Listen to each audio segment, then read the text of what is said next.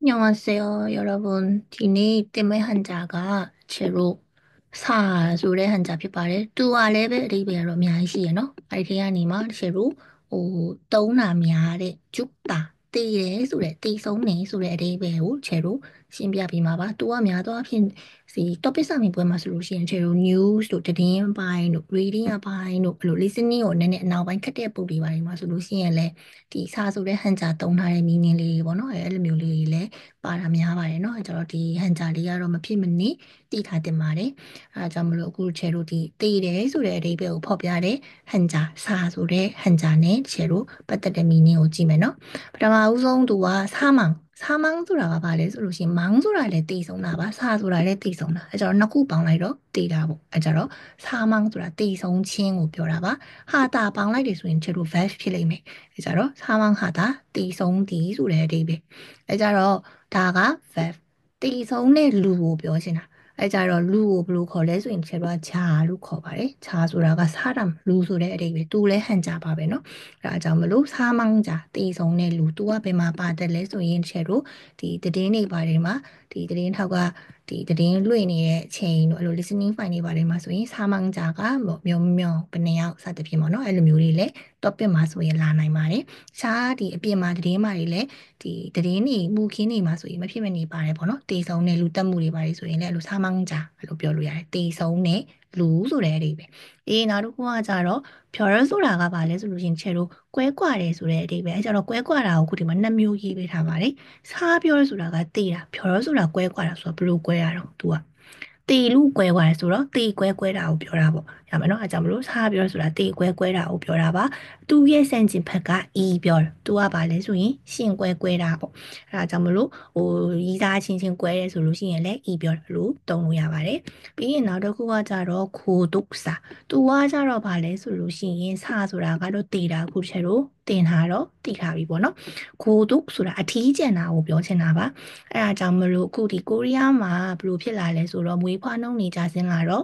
တက်ကြီးရွယ်အိုတွေများလာတယ်ပြီးတော့တက်ကြီးရွယ်အိုတချို့ကကြတော့မိသားစုတွေမရှိကြဘူးမရှိတော့အိမ်မှာတယောက်တည်းနေတဲ့အချိန်မှာလူမသိသူမသိပဲတယောက်တည်းအထီးကျန်စွာနဲ့လူဆုံးသွားတဲ့ case တွေရှိရပေါ့နော်နောက်ဆုံးဒီဆုံးသွားတာကိုသူမှမသိဘူးနောက်မှသိကြတာပေါ့ဒါမျိုးတွေကိုတချို့က고독사လို့ခေါ်တယ်ဒါပေမဲ့အဲ့ဒါတော့ဒီတယောက်တည်းအိမ်မှာ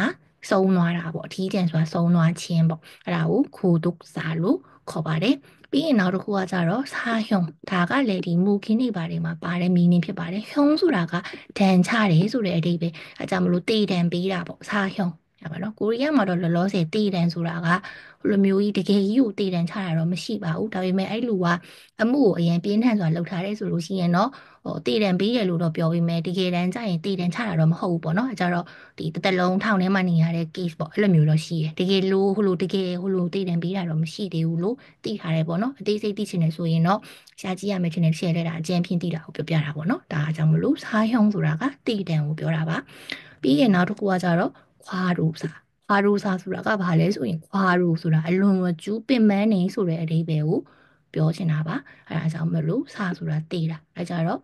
အလုတ်တွေတန်ပြီးပြီးတော့အလုတ်တွေမနိုင်ဝန်တွေထမ်းပြီးတော့ဆုံးသွားတယ်ဆိုတဲ့အဓိပ္ပာယ်အဲ့ဒါကိုခွာရူစာလို့ခေါ်ပါတယ်နော်ဒါတိတ်ဆုံးမှုတွေကတစ်မျိုးပေါ့ခုနကခိုဒုက္စာဆိုလဲတိတ်ဆုံးတဲ့ပုံစံတွေကတစ်မျိုးပေါ့နော်တယောက်တည်းဒီအထီးကျန်ပြီးတော့အိမ်မှာဆုံးသွားတာပေါ့နော်လူမသိသူမသိခွာရူစာကကြတော့အလုတ်ကအရန်ကိုပင်ပန်းတာဖြစ်ဖြစ်ခဏကိုယ်ရပင်ပန်းတာဖြစ်ဖြစ် stress တွေအရန်ရပြီးတော့ဒီလိုဒဏ်တွေပြီးပြီးတော့ဆုံးသွားတာပဲဖြစ်ဖြစ်စိတ်ပိုင်းဆိုင်ရာအရာလည်းအကုန်ရပါတယ်နော်အဲကြတော့ခွာရူစာဆိုတာကရှယ်တို့ဒီအလုတ်တန်တွေပါဒီမခံနိုင်မဲနဲ့ဒီလိုပင်ပန်းတဲ့အတွက်ကြောင့်ဆုံးသွားတဲ့ case တွေကိုခွာရူစာလို့ခေါ်ပါတယ်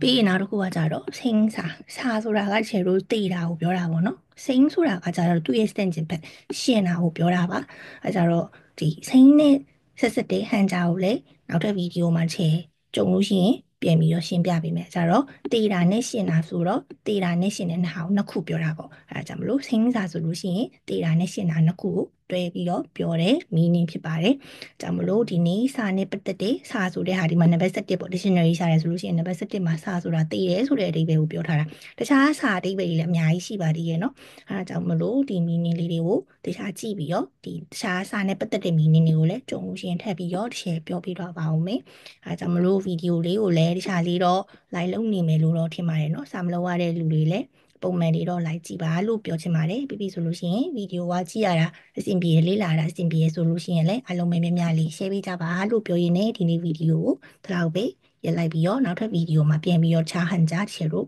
ဆက်တင်ပေးမယ်နော်ရမယ်နော်자အဲ့ဒါဆိုလို့ရှိရင်여러분 안녕